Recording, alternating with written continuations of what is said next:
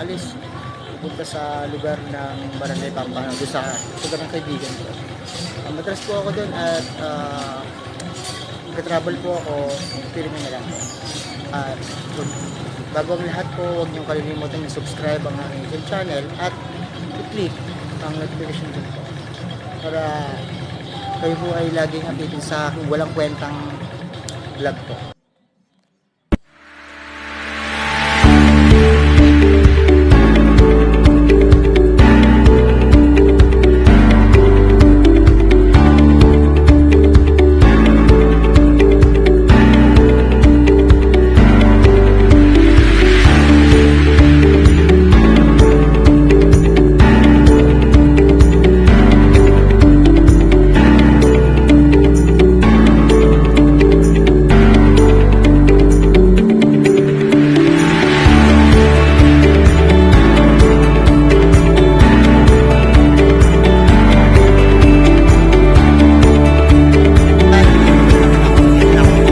So,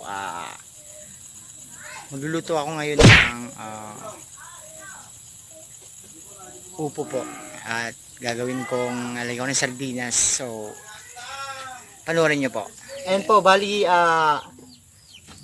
magluluto po ako ngayon dito. Medyo iba po yung lutuan nila dito, medyo kakaiba kasi talagang baryo po ito dito sa Barangay Pampano. At magluluto po ako dito sa may lutuan nila. Ayan. Ayan. Kung makikita nyo, iba po yung ano niya, yung lutuan nila. Ito po yung wait. Ito yung ano.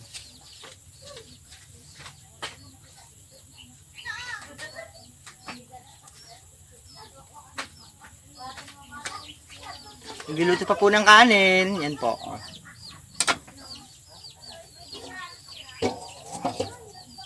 Ito po yung ginagamit namin para makapagluto. Bali yung apoy niya, pagka pinasok mo dito, yung pag pinasok mo dito yung apoy niya, doon po papasok dun.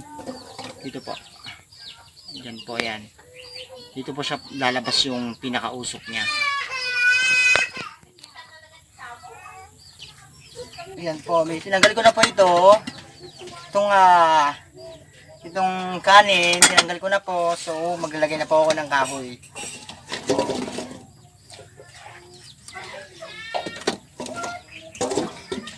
Lagyan mo natin dito para hindi magbas yung usok. Bali, dito po lalabas yung usok niya. Palabas po sa labas.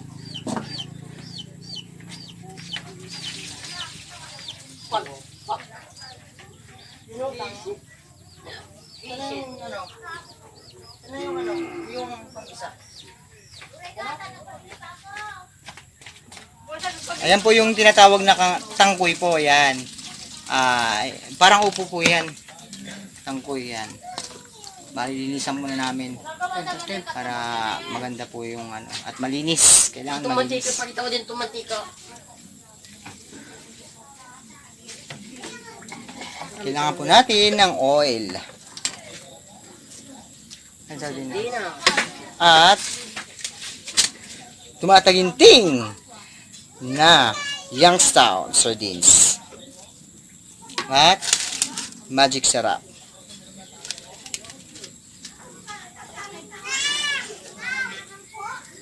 Mga kabady, mag-umpisa na ako maya-maya ng pagluluto ng tangkoy. So, manood lang po kayo sa aking gagawin.